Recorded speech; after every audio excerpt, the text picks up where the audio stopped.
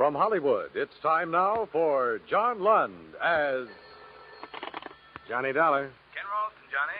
Oh, hi, Ken. How's Kansas City? Take my word, in Hollywood it's better.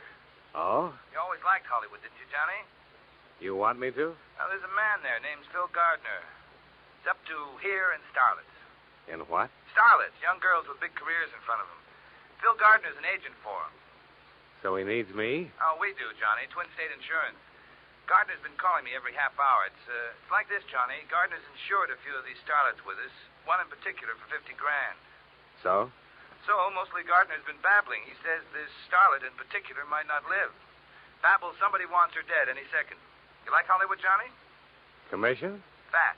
Real fat. Hollywood. I like it.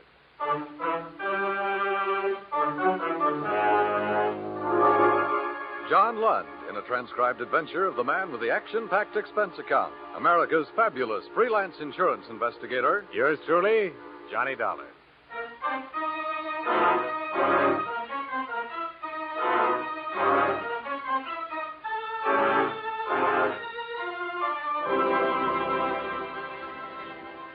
Expense account submitted by Special Investigator Johnny Dollar to Twin State Insurance Company, Kansas City, Missouri.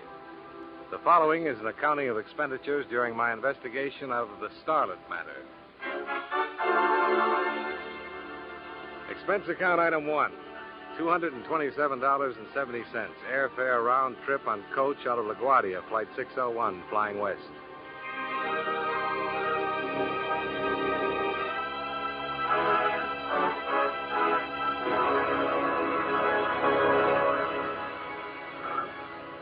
Some 3,000 bumpy miles later, the plane circled Los Angeles in a part of the Pacific Ocean and taxied down the runway at International Airport. It was 3:20 of a dirty afternoon.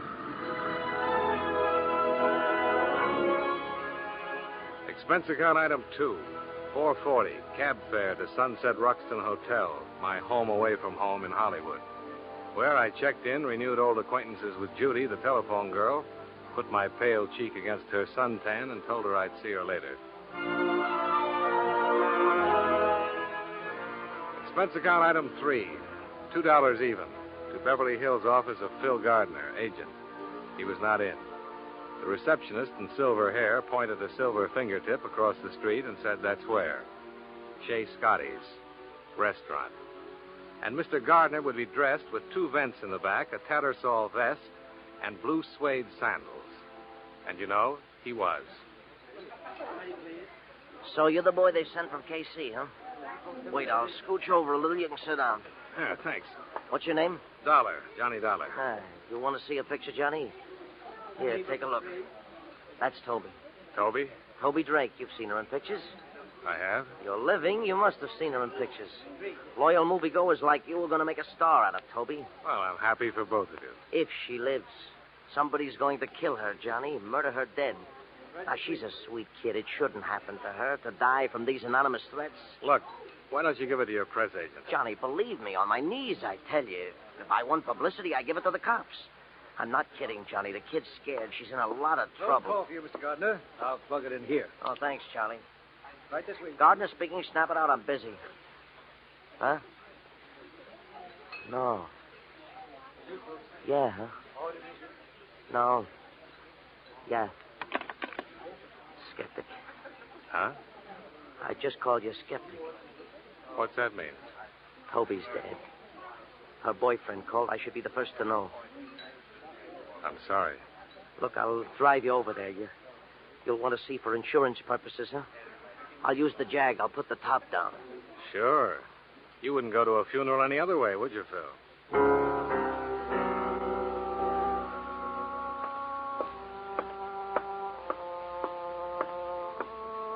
Here's where. John, get me something, a drink of water or something like that. The place swarming with things. Chintz curtains, plump upholstery, and Beverly Hills Oriental knickknacks cluttering the Grand Rapids highboy. I walked over to the 3-piece section. Toby Drake was lying there, her hand trailing down to the floor. I couldn't see her face until the big man stood up. Somebody wrapped that black silk stocking too tight around her neck. You wrapped the stocking? Look, Buster, a call came to headquarters and said get here because there was a dead girl named Toby Drake. There is. And all of a sudden you're here. Why? Something they have around this town. An agent. He's Toby's. Oh, agent? Huh? Well. Talk to me, agent. Sure, Lieutenant. Just Detective Koska. Lieutenant, I'll never make. Go ahead. Well, it was like this. Johnny and me sit there at Scotty's chewing fat, and the phone was brought over, and the man on the other end says it's Mr. Fulton. And he says his girlfriend's dead. Honest, I'm broken up about this. Well. You wrapped the stocking, agent? Johnny. He's Johnny Dollar. He's from the insurance. Well. You been hired, Dollar? Yeah. Twin City Insurance. And for me, too, Johnny. All the way. Find out for me who killed Toby. Hired, huh? These guys employ you, huh? Well. Little balls there. You carry a gun, too. Oh, well. Yeah. Where's her boyfriend? In the bedroom. Name's Roy Fulton. Hardly says a word to me. Go talk to him, Dollar. Go tell him it's okay. Talk to him.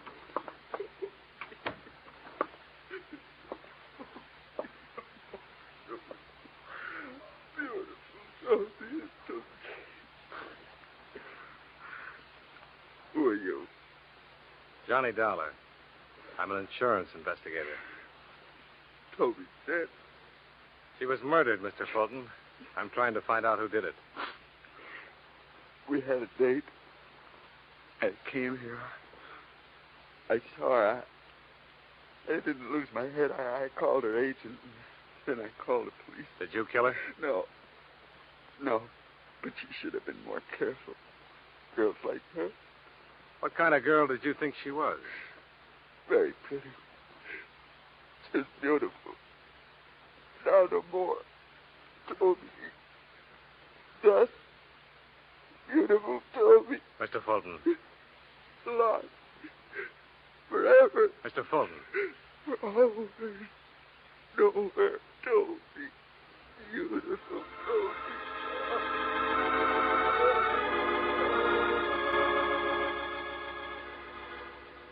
I couldn't get through to him anymore.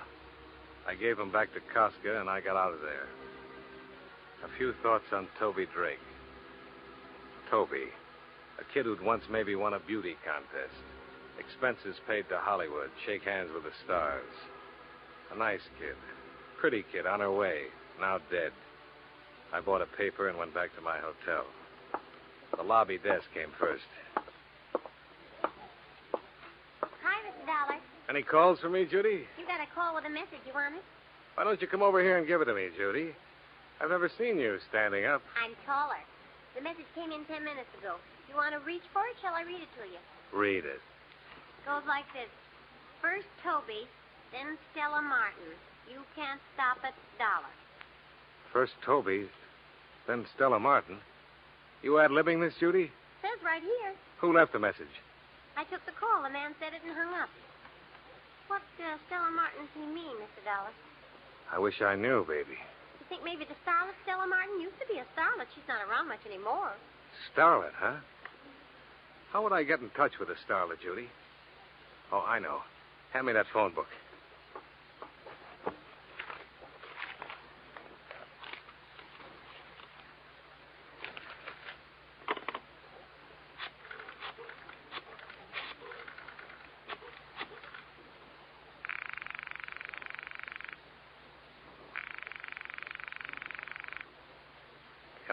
Come on. Who are you calling? A man who knows starlets past and present. Agent Phil Gardner. Oh. Not in, huh? Why don't you try Hollywood casting, Mr. Dollar? They'd know. Yeah. Thanks a lot.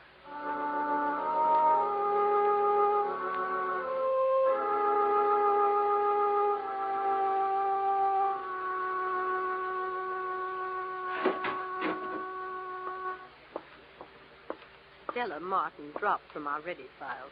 Non-payment of dues. Well, there must be an address where you dunned her.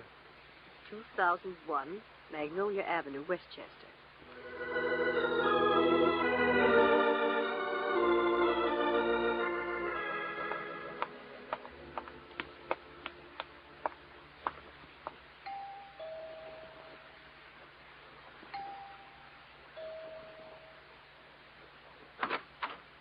You want what, mister? Stella Martin. She live here? Uh-huh.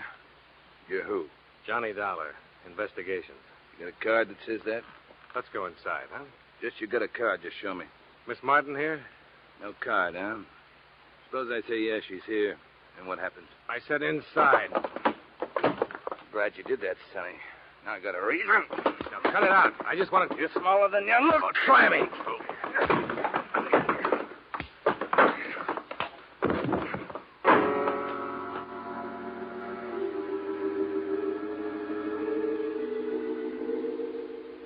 Later, when I opened my eyes, he was gone.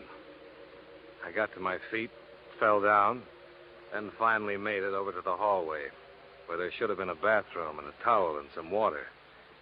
The thing that stopped me was the girl in the negligee. She was sitting on the floor against the wall. She was blonde, and her head was turned to one side as if she was wondering about me. There was a stocking tied around her throat, and she was dead.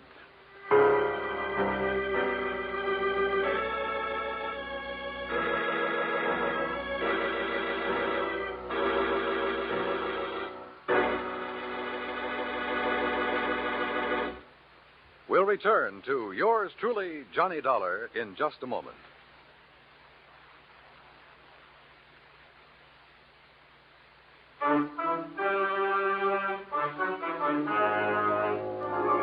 Now, with our star, John Lund, we bring you the second act of yours truly, Johnny Dollar.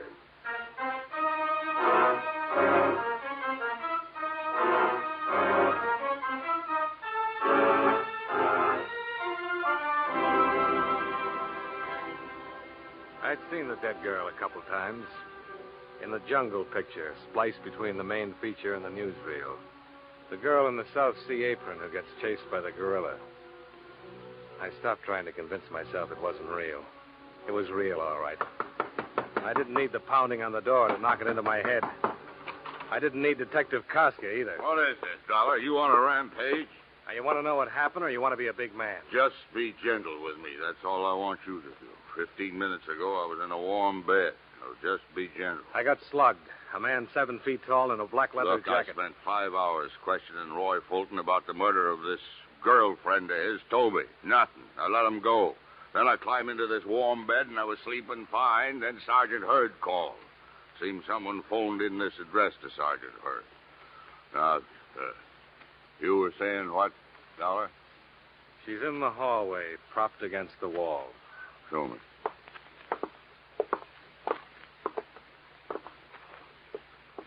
Sigh a deep sigh about the warm bed, Koska. She's young and she's strangled. And her name's Stella Martin. You want to clear it up for me? I got word about her. I came here and a guy clobbered me. I woke up a few minutes ago. Nobody gives me word, Dollar. Why you? I don't know why. If I knew why, I'd know who. You want to listen about a guy in a black leather jacket? 7 feet tall, huh? Yeah, about. Brown felt hat. Find him. That oughtn't to be tough for a big man like you. Don't be sour on me, Dollar. You took some lump. You see this, kid? What? Yeah. She's holding something in her hand. What? Well, now, well. Read it, Johnny. Read what it says. There'll be another one tomorrow, Dollar. Another one tomorrow, Dollar. Well, now. What makes me so popular, Koska? Why doesn't it say your name? Because it says Dollar. Because it says the name of a guy I stumble over when I get out of a warm bed. What am I going to do with you? Take you downtown and sweat you? Get out of here, Dollar. Get out.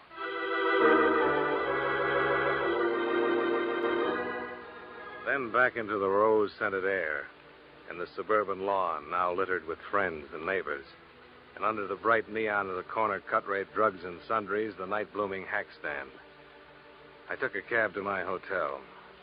No more messages, so I went to sleep.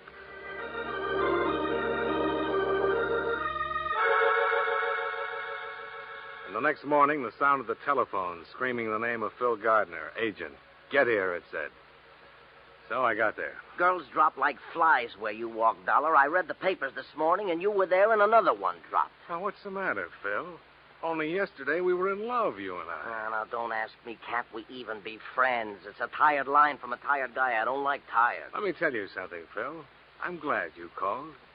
You were going to be my first stop. Now, look, you were hired to maybe prevent Toby Drake's dying, and this you were a flopola, a stinkeroo.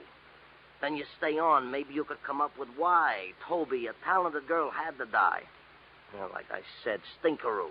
On your feet, Phil. Now, keep away from me, Johnny. On your feet. Now, Now we talk. I'm talking. You killed Toby, Phil? My arm, Johnny. Toby was on our way, maybe a star soon. Also with insurance, $50,000. Beneficiary you. My arm. That why you killed her? Johnny. And all this big talk on the phone this morning. Get down here. Cover up talk, Phil.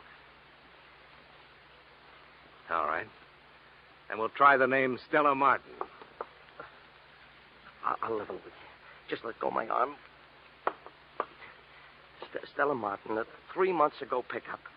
From Dorcas Drive-In on Santa Monica. A guy gets lonesome for a car hop like Stella. A friendly pickup, so help me. You did lovely, Phil. Now, one thing more. You know a man who wears a leather jacket who's 7 feet tall? Somebody help me. I got a madman loose. Goodbye, Phil. You've made the morning even worse.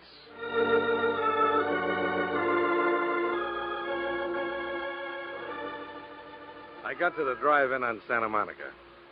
A cowgirl with a menu and a pair of heavy-duty sheer dungarees threw a card on my windshield that said Phyllis on it. Dorcas, she asked back. Why, that's old Melv over that way. I moseyed on over to old Melv. Howdy. Johnny Dollar, Insurance Investigations. Milva and Dorcas. Shout out a fella. Howdy. Howdy. You the manager of this place, Melv? Yeah. Top hand. Oh, what else? Huh? Oh, tenderfoot talk. Don't let it throw you. I need some information, Melv. Yeah, don't be a gravel kicker, son. Speak up. What's on your mind?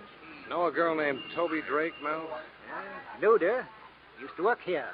One named Stella Martin? Yeah. Do the work this evening. She ain't gonna make it, though. She's dead. She and Toby. Shoot. Seen it in the Gazette. I need your help, Melv. Deputize me. Well, I don't know. Just don't know. If you don't help, there's liable to be another dead girl. Peggy. Who? What's the matter, son? You got monkeys in your ears? I said Peggy. Peggy Bryan. On account of them 3 girls were thicker than the bobcat's tail. Do tell. Yeah, thicker than that even. Peggy used to work here, too. Drove to work in Toby's auto. You know where I can find Peggy? North Hollywood she lives in. Yeah, you wait a bit. I'll dig up her address. You want to wait, son, or you got to be riding on? I'll wait, Melv.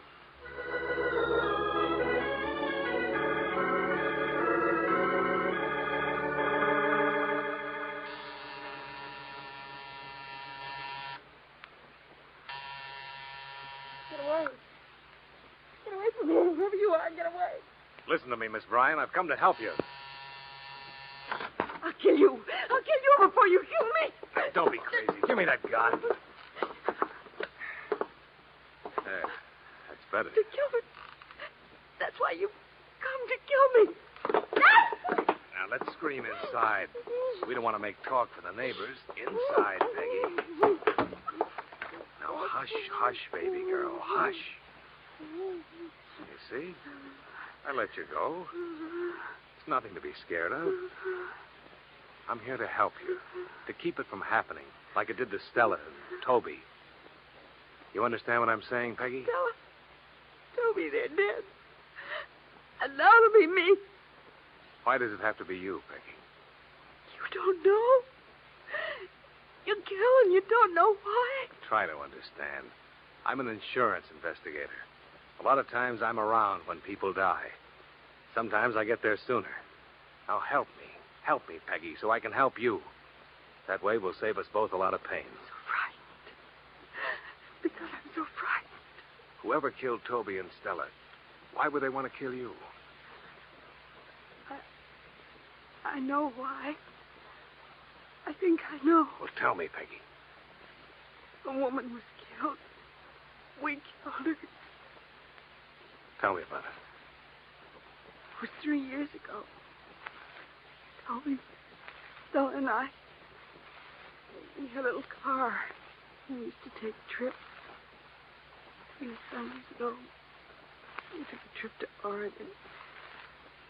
One day, One day what? this woman crashed into us.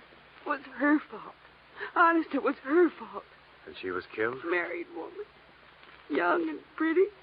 And married. The police said it wasn't our fault. And let us go. Only reason. Why else would anyone want us dead?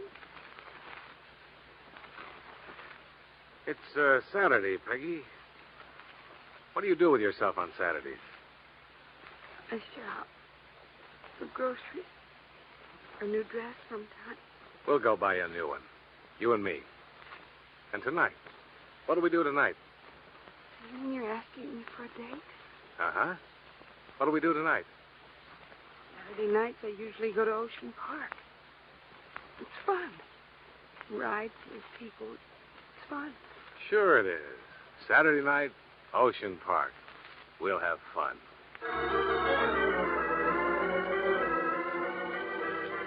So I made a lot of phone calls. To my hotel to tell Judy I was going to Ocean Park with a girl named Peggy Bryan, in case anyone inquired. Then I called Agent Phil Gardner and let him know where I was going. Finally, I called Roy Fulton, Toby's boyfriend, and let him know all about my plans for the evening.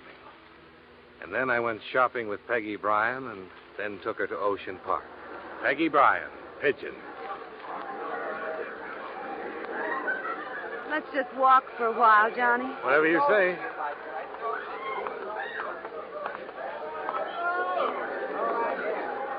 You hungry, Peggy? Let's go on the roller coaster. Sure. Peggy, What? just stand still for a moment. Look around you. Do you see anybody you know? No. I know what you're doing, Johnny. Why, sure. I'm on a Saturday night date with a nice girl. You think you'll find me here, Johnny? You want me to level, don't you? Is he going to kill me?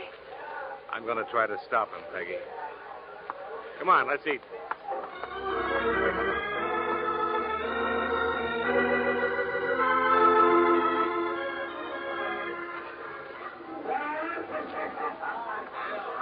Two tickets, please.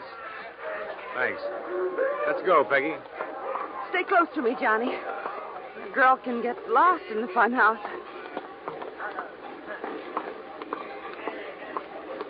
Johnny. Oh, Johnny. What's the matter, Peggy? Nothing. I'm having such a good time. Ever been through that spinning barrel? Oh, I always fall down. I'll hold your hand. Johnny, What? that man over there. He watched us buy our tickets. Which man? The tall one. Yeah, I see him. Peggy, walk through that spinning barrel. Fall down if you have to, but get right up and get out on the other side. Is he the one? Go on. I'm right in back of you. He's following us. Get out of this thing fast. I'm staying. I've been tailing you, Seamus. I've been waiting.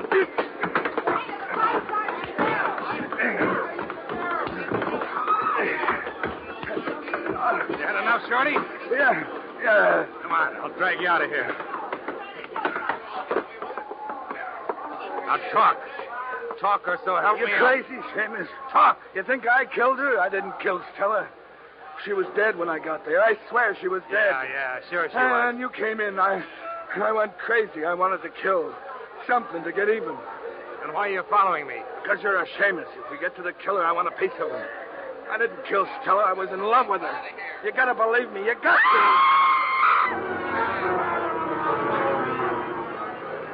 Peggy, what's the matter? The mirror! Look, the mirror! He was in the mirror, all right. Roy Fulton's reflection. Boyfriend of Toby. Long and thin as if he'd been squeezed together, which included the gun he was holding. I pulled Peggy down on the floor with me and grabbed for my gun.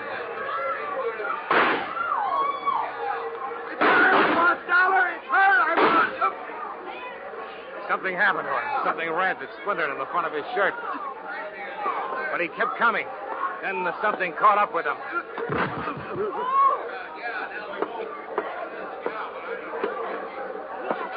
Fulton. Fulton. Are you... They killed my wife. They killed her.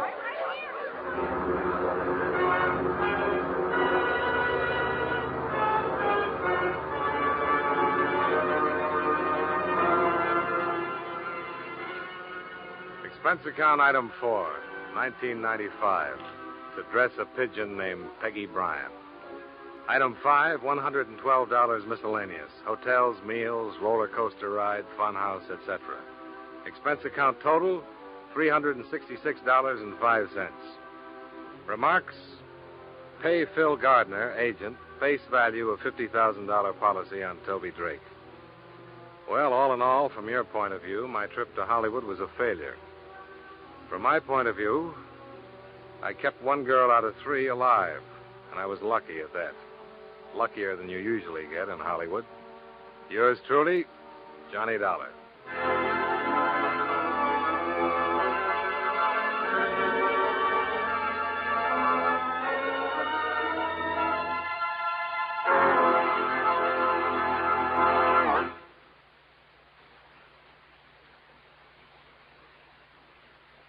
Yours truly, Johnny Dollar, stars John Lund in the title role and was written by Morton Fine and David Friedkin with music by Eddie Dunstetter.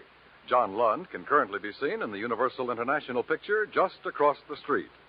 Featured in tonight's cast were Raymond Burr, Dick Ryan, John McIntyre, Sidney Miller, Victor Perrin, Virginia Gregg, and Jeanette Nolan. Yours truly, Johnny Dollar, is transcribed in Hollywood by Jaime Del Valle.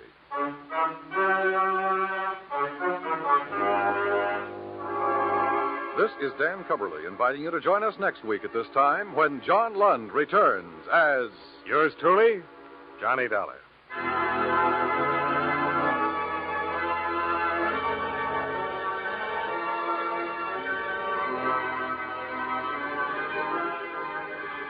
Tomorrow, Gangbusters brings you on CBS Radio another true crime story, naming names and places, giving complete details on the operations of a ruthless criminal gang, showing you how the cops, after a bitter manhunt, put them out of business. Every Saturday night on most of these same stations, hear Gangbusters, the program that gives criminals wanted descriptions that help the public enforce the law and often collect rewards for their good citizenship. Gangbusters, Saturday nights on CBS Radio.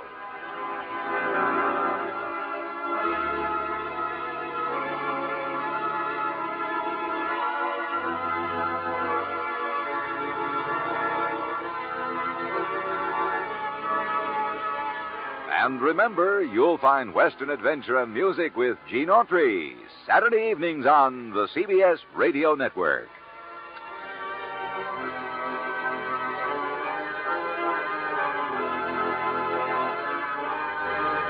From Hollywood, it's time now for John Lund as... Johnny Dollar. Dollar, my name's Younger. Lieutenant Walt Younger. I'm with the Marigold Police. Marigold Police? I guess maybe you never even heard of my little town. About 50 miles to the north. Oh, yeah, sure. I understand you're a pretty good friend of Joe Hickey's, Mr. Dollar. Joe Hickey? Yeah, I know Joe. Used to do a little work for me now and then. That all? Yeah. Why? Joe was killed last night, Mr. Dollar. Shot to death. Found his body this morning. I'm sorry to hear that, Mr. Younger. Anything I can do? If you could get away for a couple of hours and come on up here, we'd sure appreciate it. Sure, I'll come up, Mr. Younger.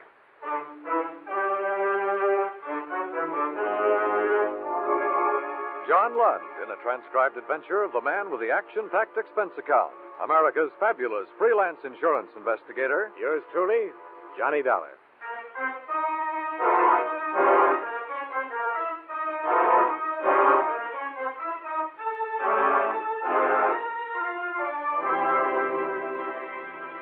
Expense account submitted by Special Investigator Johnny Dollar to Chief of Police, Marigold, Connecticut. The following is an accounting of expenditures during my investigation of the Marigold matter. Expense account item 1, $2.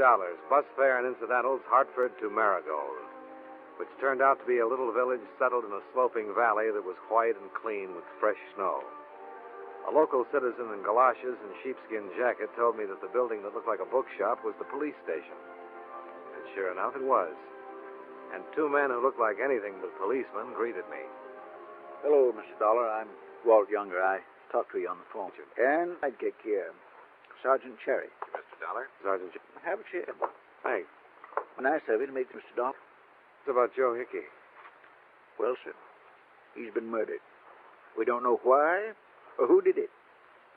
How well did you know him, Mr. Dollar? Oh, he did some legwork for me when he lived in Hartford. I see. Here. This was on him. It's for you. What? We found it on his body. Go ahead, open it.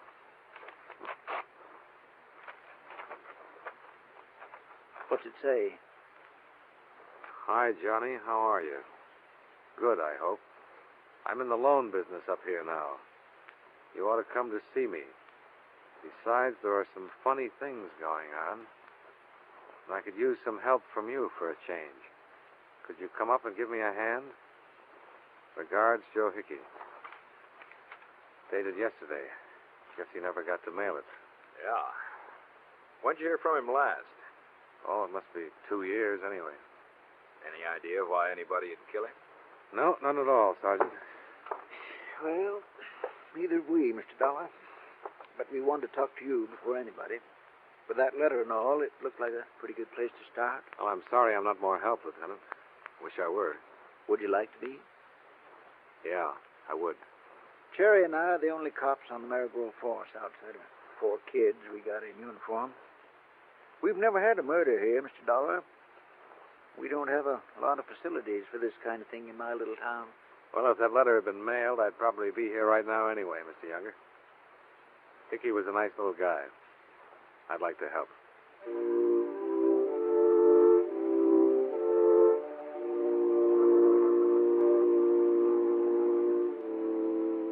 Sergeant Cherry stayed at the station while Lieutenant Younger and I drove out in the cold, crisp day to the scene of the murder. A bend in the road about a mile out of town.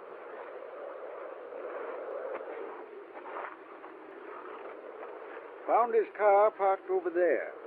Passerby saw it and reported it. Uh-huh. I figure he drove out with whoever killed him. Could he have met the killer here? Well, no prints in that snow over there. Of course, snow's awful dry and the wind blowing. Tracks could be covered, too. Wind enough to cover a gunshot, you think? I think so, yeah. What did you find on him? Everything. It wasn't robbery, it was something else. Maybe revenge. How's that? Well, I don't know, Mr. Dollar. Joe Hickey was in the loan business. He might have made some enemies. Can you think of any offhand? No, not yet. Can you? No. Any old ones over in Hartford? Not that I know of. Bullets came in at close range. He must have trusted whoever did it. Where's the body? The morgue. Waiting for an autopsy. Now, if I was a big city force, I'd have all that done already. And I'd have a lot of questions to ask a lot of people. But I don't have anything yet. Kind of like to peek around first and see just what kind of questions I'll want to ask when I do ask him. Well, maybe that's the best way, Lieutenant. Who saw him last? His wife. I talked to her. Ever met her? Once or twice, yeah. How'd you like to meet her again?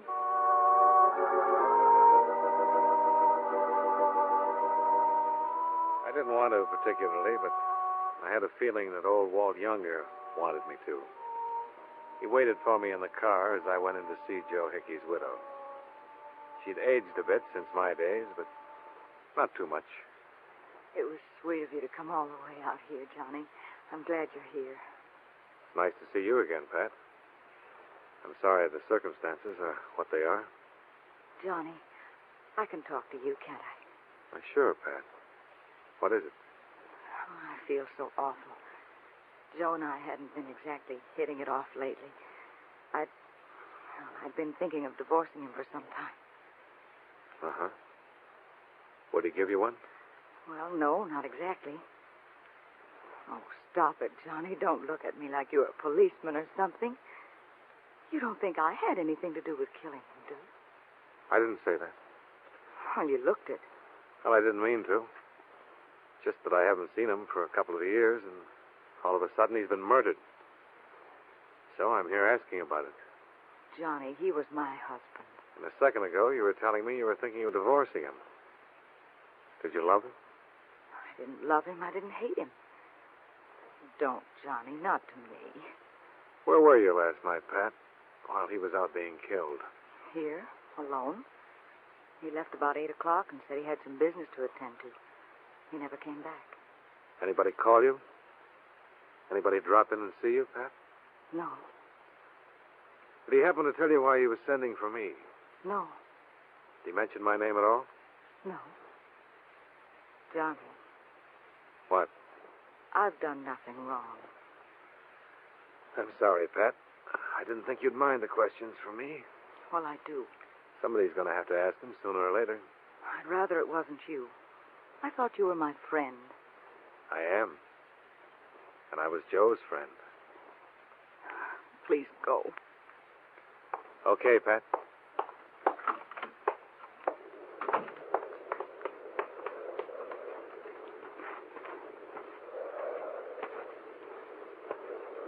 Well, that didn't take long. Not very pleasant, huh? No. Murder never is. Come on, get in. Am I doing your dirty work for you, Lieutenant? Well, now it all depends on how you look at it. For me, or for him, either one. This stuff's got to be done. Only so many people in this town, and one of them killed him. Left him there in the cold snow. I'd like to know who 'tis. Yeah, so would I. Well, what now? You just talked to the nearest of kin, and last one to see him alive. I was hoping you'd map out the next move. Who do you work with? You got a girl helping him in the office. Maybe she can help us. Maybe she can.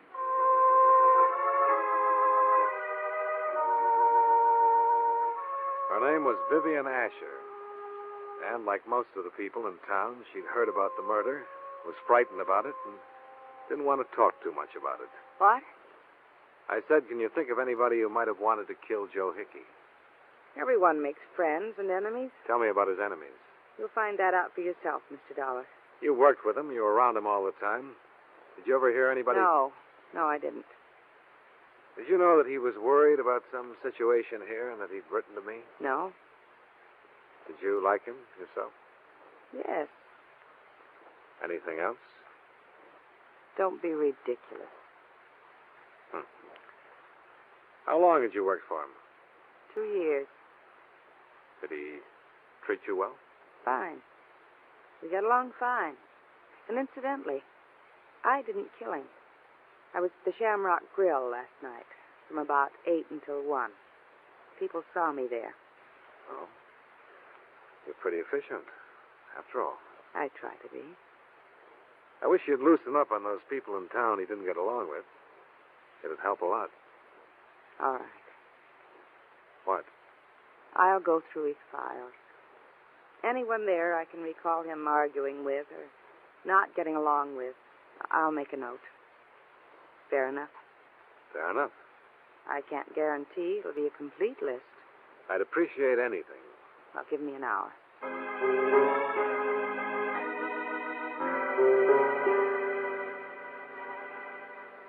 I could think of a lot more questions I wanted to ask her, but I was more anxious to see what kind of list she'd get up for me.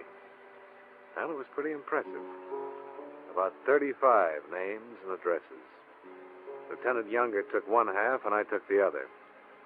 After 2 hours of plodding through the snowy streets of Marigold and interviewing a dozen people, I was convinced that all 35 hated Joe Hickey because he'd been pressing them for loan payments. An occupational hazard, I guess. But I was also convinced that none of them hated him enough to kill him. However, when I chanced into the Shamrock Bar and Grill, I met a man who was not on my list. Teal. Jim Teal's the name. Sure, I knew Joe Hickey. What about him? Trying to find out who killed him. Oh, yeah? You don't seem much interested, Mr. Teal. Why should I be? He was a bum when he was alive. Being dead doesn't make him any better. Yeah, you've got a point there. But why was he a bum when he was alive? Lousy shark. That's what he was, a thief. Did he steal from you? He tried to. Yeah? When was this? Why, just last week. He came to me with a paper and said that I owed him $235 on my car. He said I had to pay it or he'd take my car away from me. I told him he was crazy. Well, if you owed him the money, he wasn't stealing. You don't get it, fella. I didn't owe him any money, not a dime. What? I paid off that loan months ago. You were just trying to pull something, that's all. Other people tell you the same thing. I've talked to quite a few others. None of them have told me anything like this. Then you haven't talked to enough people. What did you do when he tried to repossess your car? I told him to get away or I'd take care of him. And what happened? I hit him. As I remember Joe, he was about 140, dripping wet. What are you, 180? 87, mister. And it was all my pleasure. Yeah. Especially when he came back a couple of hours later and told me it was all a mistake. Imagine that squirt. Doing his best to beat me out of some money, then coming back and apologizing for it when he couldn't get away with it. Ever occur to you that he had made a mistake? What loan company makes a mistake? They invented bookkeeping. Mr. Teal glowered a few long seconds, chewed on a toothpick, and let me know more of what he thought of Joe Hickey as a person. I'm afraid I wasn't listening too closely to what he had to say because I was still thinking of what he'd already said about the matter of bookkeeping. I decided I'd like to talk to Vivian Asher once more. Oh, yes. I remember Mr. Hickey did argue with him. He wasn't on the list you gave me. Well, I told you it wouldn't be complete. I'm sorry. Okay. Did you think of any others? No. Would it be possible for me to see the file on Jim Teal? Why? I'd like to know what it was all about. I can tell you. Well, tell me then. I made a mistake. And Mr. Hickey thought it was a collection. That's all. When he came back to the office, I told him about it. Doesn't it seem reasonable that such a thing could happen? Yeah. Or doesn't that policeman's mind of yours think that people can be human beings? I'm no policeman, Vivian. You're acting like one. Funny. Second person who's told me that since I've been here. I'll have to see those files. Do you have a search warrant? I suppose I can get one. Well, why don't you do that, Mr. Dollar? Yeah. Why don't I?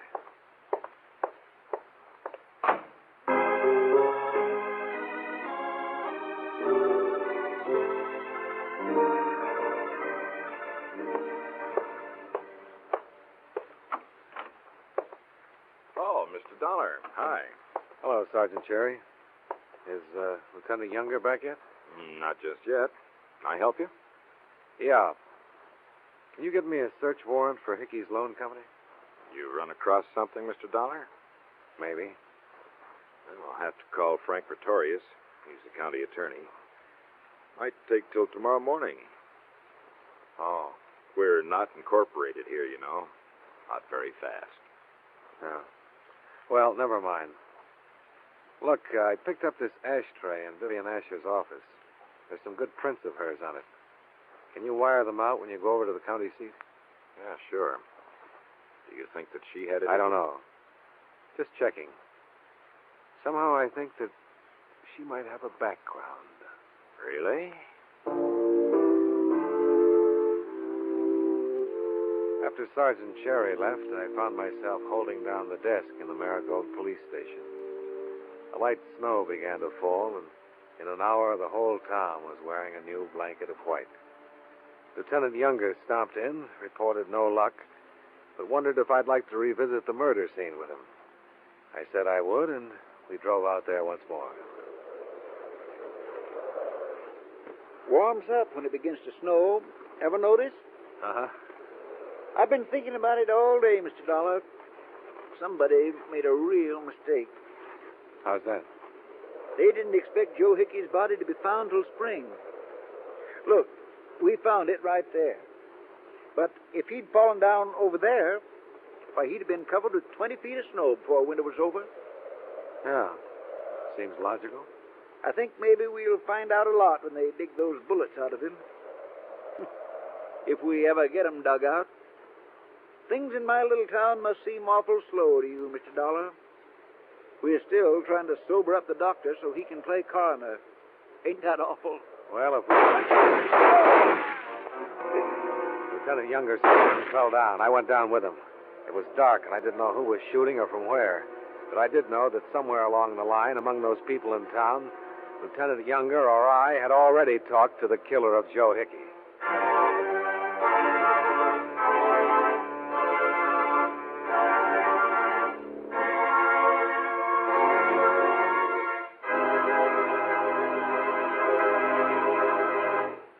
We'll return to yours truly, Johnny Dollar, in just a moment.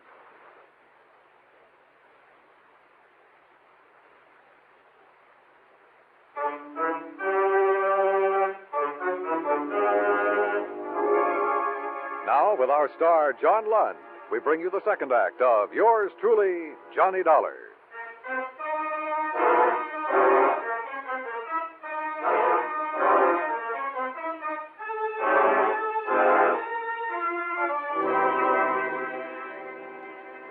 Whoever fired at us did it from the road that ran above the small ledge we were standing on. Neither one of us was armed, and there was nothing to do but stay close to the ground. When I heard a car sliding away down the road, I figured it was safe to get up. Lieutenant Younger was crumpled in the snow, his blood staining it. But he was still alive. I got one in the leg and one in the shoulder. Yeah. I better get a tourniquet on that leg. Take my belt. Oh, yeah, my tie will do. This isn't a very safe part of the country to be in, is it? No, not very. There. Now, how's that? Fine as a fiddle. You think you can make it back to the car? Give me a little help. One good thing about this, What's that? Exhibit A is in my leg. I half carried him up the path to the road and put him in the car. He didn't talk much the whole 50 miles to Hartford, where I turned him over to the medics in the emergency ward. After that, I returned to Marigold. There was one place I wanted to look at, search warrant or not. I didn't have too much trouble getting inside with a ring of passkeys. However, I didn't find much in the files that seemed important. When I jimmied open a locked drawer in Vivian Asher's desk, I came upon a good reason why she refused to let me look around. I dropped by her house to see her. What do you want at this hour? I know it's a hardship, Vivian, but it's a hard case. May I come in? All right. I've been floundering around here for almost 2 days, not knowing what I was doing or where I was going. Well, I can see. Somebody tried to kill Lieutenant Younger tonight. They nearly made the grade. They came awful close to killing me. He's out of the picture for the moment. I'm going to do things my way. As a matter of fact, I already have. Let's start with Teal. You forgot to tell me about him, didn't you? I'm not a walking file cabinet. Did you forget on purpose? Take a look at these. You were in my desk. Yeah, I sure was. What right did you have? Why are you after me this way? I'm after some truth. This is about $8,000 worth of delinquent loans, all recommended by you. What do they have to do with Hickey's death? Nothing. Absolutely nothing that I know of. And why did you hide them? Because I don't know who killed Mr. Hickey. I don't know what delinquent loans have to do with it. All I know is I got scared and hid all the loans that I recommended. Go on. Mr. Hickey started letting me write loans last year, and I guess I made some mistakes. Yeah, I guess you did. What do you want me to say? No matter what it is, you'll make something terrible out of it. Will I? You're all alike. You want to chase people and frighten them and make them lie just to get away from you. You're standing here with a handful of papers that make me look stupid.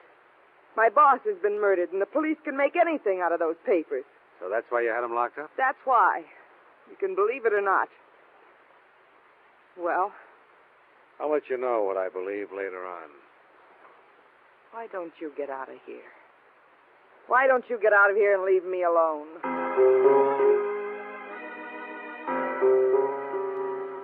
I got out of there, but I didn't leave her alone. Instead, I stepped around to the side of the house and watched her through the dining room window as she told her troubles to an unidentified party over the phone. When she hung up, I moved around to the front of the house and took a plant across the street. Nothing happened. About midnight, she turned out the lights and went to bed.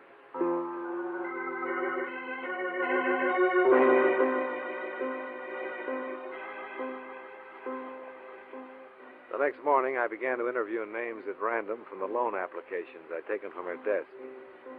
After 4 interviews, I quit, because all 4 parties involved vehemently denied being delinquent and furnished receipts to prove it. I spent an hour walking, talking to myself.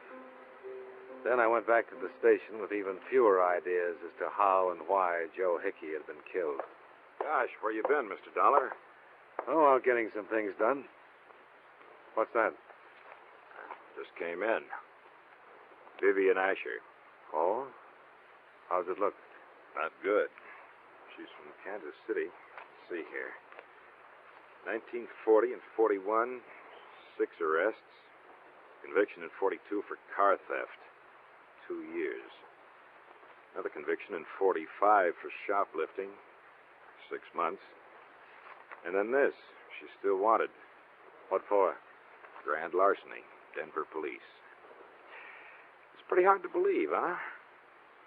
She's lived here at least 2 years. Well-liked. Straight as an arrow. Well, not exactly straight. Oh. You find something? Yeah.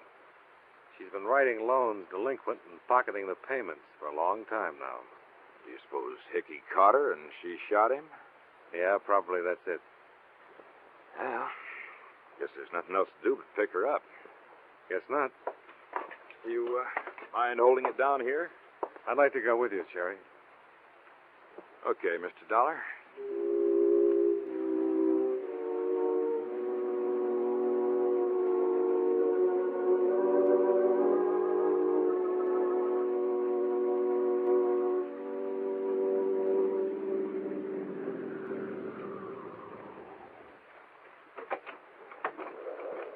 I don't think I'll take any chances with her, Mr. Dollar. No, I wouldn't. No, sir. She's been acting up quite a bit. Hickey dead. Walt all shot up. Yeah.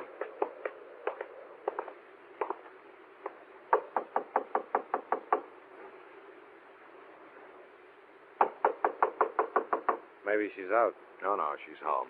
How do you know? Car's in the garage. There. Oh. Terry!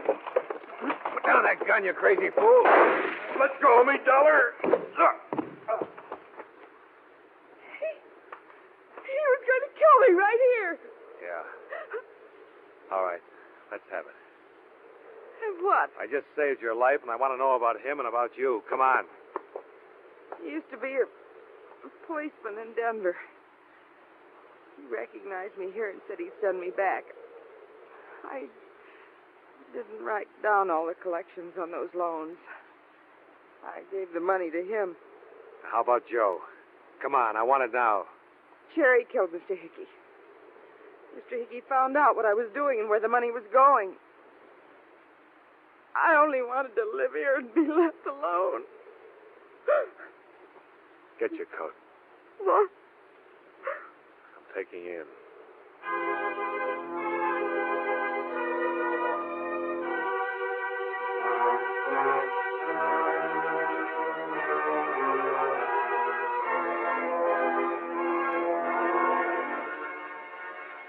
A check with the Denver police revealed that Cherry had been on the force there for a short time, then been discharged for conduct unbecoming an officer. A ballistic expert in Hartford matched slugs from Hickey's body and Walt Younger's leg. Both sets came from Cherry's .38 service revolver. He was arraigned and booked on suspicion of murder, with Vivian Asher named as his accomplice on a charge of grand theft.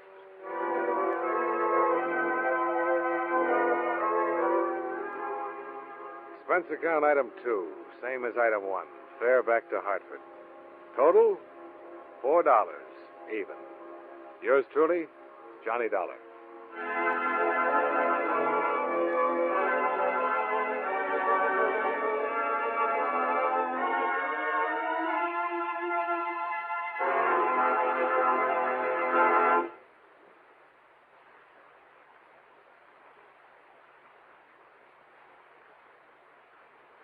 Yours truly, Johnny Dollar, stars John Lund in the title role and was written by E. Jack Newman with music by Eddie Dunstetter.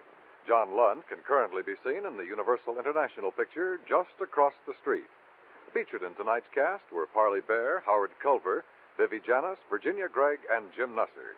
Yours truly, Johnny Dollar, is transcribed in Hollywood by Jaime Del Valle. This is Dan Cubberly inviting you to join us next week at this time when John Lund returns as... Yours truly, Johnny Dollar.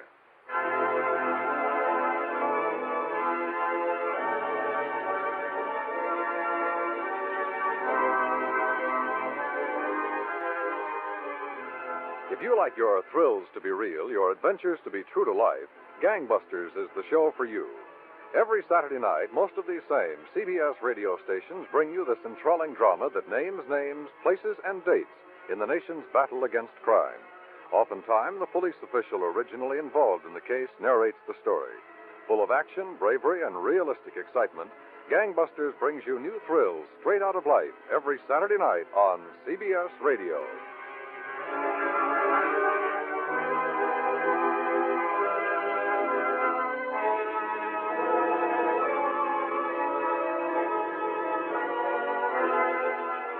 America now listens to 105 million radio sets and listens most to the CBS Radio Network.